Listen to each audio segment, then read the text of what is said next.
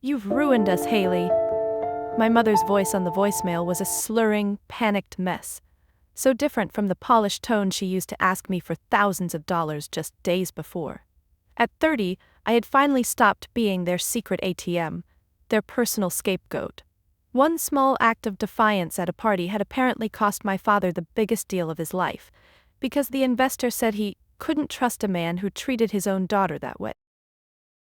My family called it the ultimate betrayal. I was starting to call it my first day of freedom. Before I reveal what I did at that party, hit that subscribe button and tell me in the comments if you believe in standing up for yourself. This is the story of how I finally set my family the bill for a lifetime of mistreatment. I'm hunched over my drafting table, the soft hum of Brooklyn outside my window blending with the scratch of my pencil. The community garden design I'm sketching feels alive. Curving paths, benches under shade trees, a small fountain for kids to splash in. My office is small, just a corner of a shared loft, but it's mine.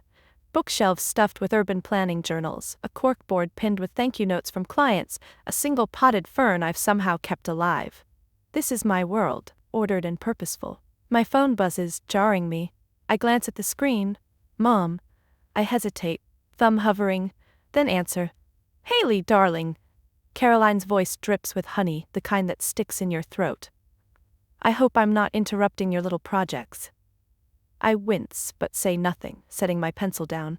She's calling about Dad's 70th birthday party, she says, at the Greenwich Reserve, that glitzy country club in Connecticut where the wine glasses cost more than my rent. It's going to be spectacular, she purrs. Your father deserves it. I nod, though she can't see me, already sensing the ask.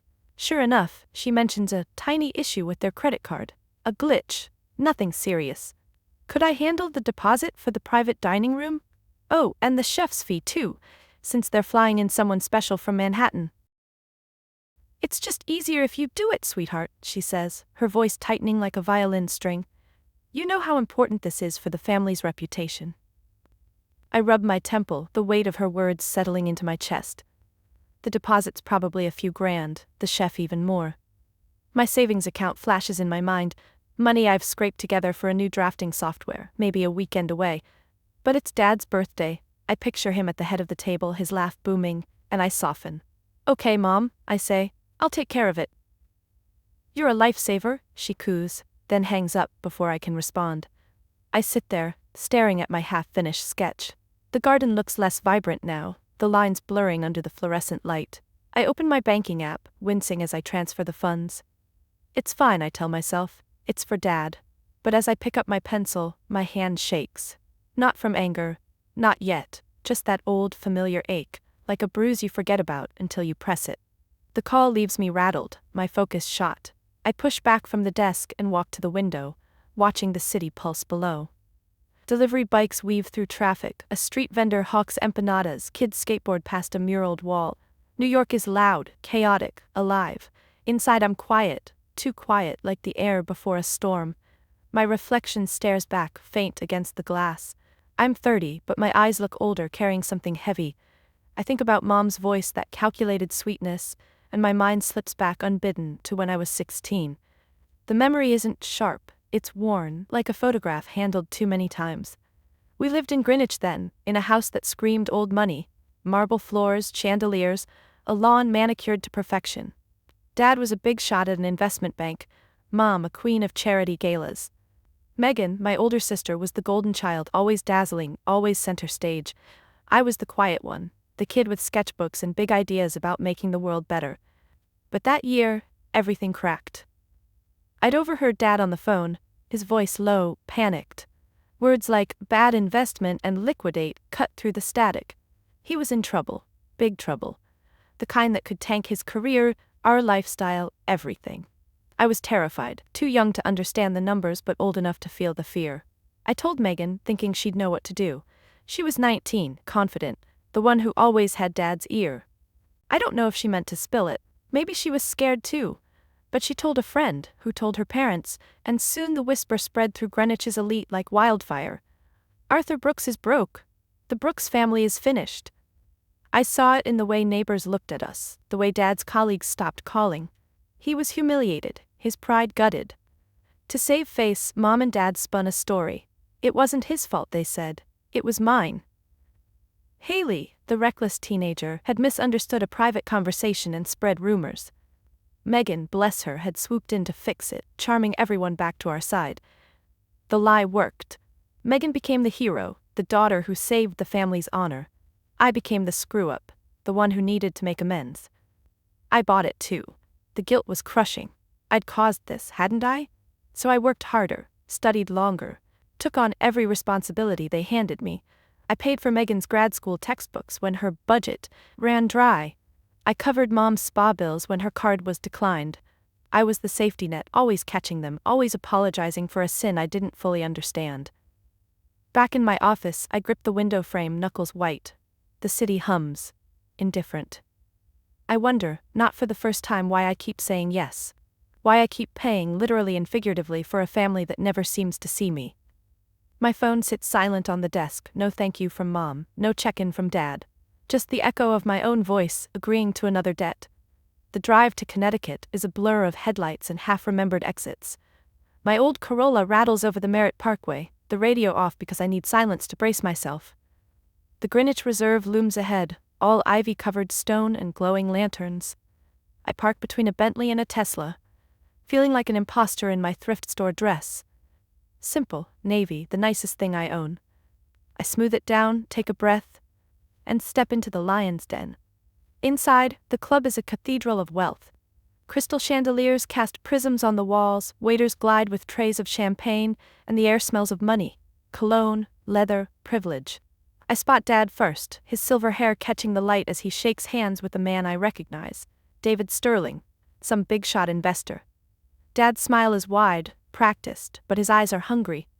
This party isn't just a celebration, it's a deal in disguise. Megan's next, impossible to miss. She's draped in a sequined gown that shimmers like a disco ball, laughing too loudly at some banker's joke. Her husband Greg hovers nearby, looking bored but dutiful.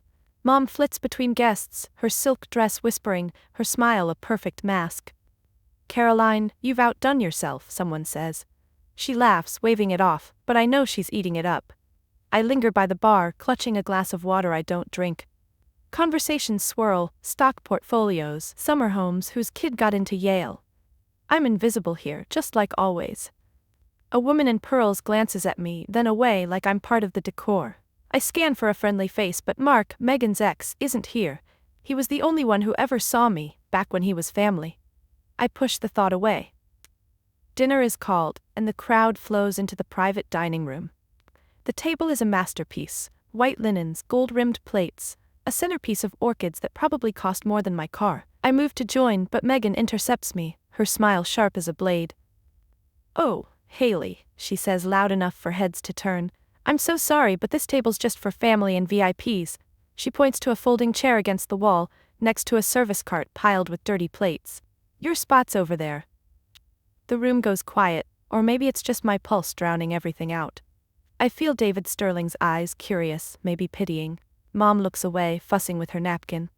Dad doesn't notice, too busy charming the man next to him. I open my mouth but nothing comes out. My legs move on autopilot, carrying me to the chair. It's cold, wobbly, the kind you'd find in a church basement. I sit, my dress catching on the rough metal, and stare at the floor. The meal begins. Laughter rises, glasses clink. A waiter brushes past, nearly knocking my chair. I grip the seat, my face burning. I'm not here. I'm not anywhere. And then I see it. Megan's smirk. Quick but deliberate, as she raises her glass to Dad. Something inside me snaps, not loud, not yet, just a hairline fracture waiting to spread. The chair creaks under me, a cheap metal thing that wobbles with every shift. The service cart beside me rattles as waiters dump plates, the clatter of silverware slicing through the dining room's polished hum. I keep my eyes on the floor, counting the swirls in the marble, trying to anchor myself. My hands are cold, clenched in my lap, the navy fabric of my dress wrinkled from gripping it too hard. Megan's voice floats over, bright and sharp, telling some story about a client's yacht. Laughter follows, loud, carefree. I feel every pair of eyes that isn't looking at me. I should have known. The deposit, the chef's fee, the way Mom's voice curled around family reputation, it was never about Dad's birthday. It was about this table, this performance, and I was just the one footing the bill. My chest tightens, a familiar ache spreading, but tonight, it's different. It's heavier, sharper, like a blade lodged between my ribs. The meal drags on. Plates of seared scallops and truffle risotto pass by. None for me. A waiter, young with a nervous glance, offers me a bread roll from a basket. I shake my head, my throat too tight to speak. I think of my office, my sketches, the garden I was designing this morning. That world feels a million miles away, like something I dreamed up. Then it happens. A waiter, older, with a starched apron, approaches the table, a leather billfold in his hand. The room doesn't go silent. Not exactly, but there's a shift, a collective holding of breath. He hesitates, scanning the faces, then walks straight to me. He sets the billfold on the cart beside my chair, the leather slapping against the metal. "Ma'am," he says, soft but clear, and steps back. Every head turns. Mom's fork freezes midair. Dad's smile falters, his eyes darting to David Sterling, who raises an eyebrow. Megan's lips part, but she recovers fast, tossing her hair with a little laugh. "Oh, Haley's got this," she says, loud enough for the whole room. "She's so good with these things." The blade in my chest twists. I see it all. The years of bailing them out, the credit card bills, the late nights working to cover their debts, the guilt they draped over me like a shroud, making me believe I owed them. I owed this. My hand stops shaking. Something hot and steady rises in me. Not anger, not yet, but a clarity I've never felt before. I look at the waiter. His face is blank, professional, but his eyes flicker with something. Pity, maybe. I pick up the billfold, heavy with the weight of their excess, and set it back on the cart. "I'm sorry," I say, my voice low but steady, cutting through the room. "This isn't my table." I stand, smoothing my dress. My legs are solid, my heart pounding but sure. I don't look at Megan, or Mom or Dad. I don't look at anyone. My heels click on the marble floor, each step louder than the last, the only sound in a room gone deathly still. I walk past the orchids, the chandeliers, the gilded mirrors reflecting a woman I barely recognize. I don't look back. The drive back to Brooklyn is dark, the highway stretching out like a void. My phone buzzes in the passenger seat, lighting up with Mom's name, then Megan's, then Mom again. I let it ring, the sound swallowed by the hum of my tires. My hands grip the wheel, knuckles pale, but I'm not crying. I thought I would be. Instead, there's just this hollow space inside me, like a room I've never dared to enter. I get home, my apartment small and cluttered, a stark contrast to the reserve's opulence. I kick off my heels, the floor cold against my feet, and sink onto the couch. The silence is deafening. My phone pings again, texts now, a flood of them. "How could you embarrass us like that?" from Mom. "You're so selfish, Haley," from Megan. Nothing from Dad. I scroll through, my thumb hovering over the block button, but I don't press it. Not yet. I replay the night, the folding chair, the billfold, Megan's smirk. I see Mom's averted eyes, Dad's indifference. The clarity from the dining room is fading, replaced by a gnawing doubt. Did I overreact? Was I too harsh? I've spent my life smoothing things over, taking the hit, being the one who fixes it. What if I've just burned the only family I have? I'm staring at the ceiling when my phone chimes again, a number I don't recognize. I almost ignore it, but something makes me open it. "They don't deserve you, Haley." Never did. My breath catches. It's Mark, Megan's ex. He was at the party, I realize, probably invited by some mutual friend. I remember his face from years ago, the way he'd ask about my sketches, listen when no one else did. The message is short, but it lands like a lifeline. I set the phone down, my hands trembling now. I don't reply, but I don't need to. His words crack something open, a tiny fissure in the wall I've built around the truth. I'm not crazy, I'm not the problem. I turn off the phone and sit in the dark, the city's faint glow seeping through the blinds. For the first time I let myself feel it, the weight of their lies, the years I've spent trying to earn a love that was never mine to beg for. 3 days later, I'm back in my office, trying to lose myself in work. The garden sketch is pinned to the wall, but I can't focus. My phone's been off since the party, but I turn it on to check emails and find a voicemail from Mom. Her voice is frantic, nothing like the polished tone I know. "Haley, you've ruined everything," she says, her words slurring with tears or wine. "David Sterling pulled out. He said he can't trust a man who treats his own daughter like that. This was our last chance, how could you?" I delete it before she finishes. My hands are steady now, my heart oddly calm. I think about David Sterling, his raised eyebrow at the party, the way he watched me walk out. I don't feel guilt, not anymore. I feel something else, anger, yes, but also a strange, fierce pride. I start digging. I pull up bank statements, old emails, receipts I've kept for years. The picture becomes clear, uglier than I imagined. I wasn't just their safety net, I was their facade. The Greenwich house, the country club memberships, Megan's designer bags, it was all propped up by me, my savings, my loans, my silence. They'd built their perfect life on my back, and I'd let them. I call Ryan, my business partner and closest friend. He's at a coffee shop, but he hears the edge in my voice and tells me to come over. I do, spilling everything over lukewarm lattes, the party, the chair, the bill, Mark's message. Ryan listens, his jaw tight, then leans forward. "Haley," he says, "you're done being their ATM, let's end this." We spend the afternoon planning. Ryan's good with numbers, better than me, and he helps me untangle the financial web I've been caught in. I find the emergency fund I set up years ago, the one I've been pouring money into for family crises. It's in my name, my money, but they've always treated it like theirs. I stare at the balance, my heart racing. This is it, the line I've never crossed. Back home, I open my laptop. My fingers hover over the keys, but I'm not scared anymore. I'm ready. I start typing, not to fix things, not to apologize, but to tear it all down. I sit at my kitchen table, the laptop's glow casting shadows on the walls. It's late, the city outside reduced to a distant hum. My fingers tremble, not from fear but from the weight of what I'm about to do. The email draft stares back at me, the subject line stark. Invoice for the 70th birthday celebration. I've spent hours on it, not because the words are hard to find, but because each one feels like a brick in a wall I'm building between me and them. I address it to Mom, Dad, Megan. In the BCC field, I add Mark's email, then, after a moment's hesitation, David Sterling's. I track down his address through an old business contact of Dad's, a small victory. The cursor blinks, waiting. I start typing. Attached, I write. You'll find the invoice for the deposit and chef's fee for Dad's birthday party as requested.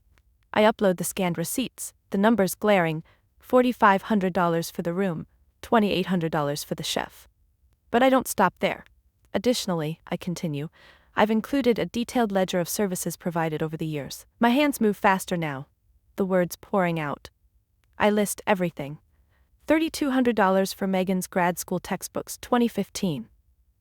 $1,900 for Mom's spa retreat, 2017, when her card was declined. $12,000 for the family's emergency fund contributions, 2018-2024, solely funded by me. I don't just list the money. I add the intangibles, the ones that cut deeper. Emotional support during Dad's investment crisis, 2009. Countless hours. Silence to protect the family's reputation after I was blamed. Ongoing. Each line is a wound, each number a scar.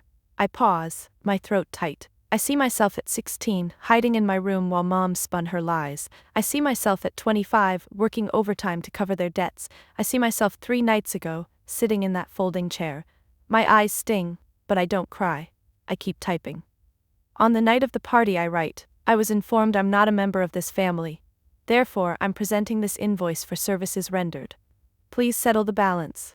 As of today, my services are no longer available. I sign it simply, Haley Brooks. I read it once, twice.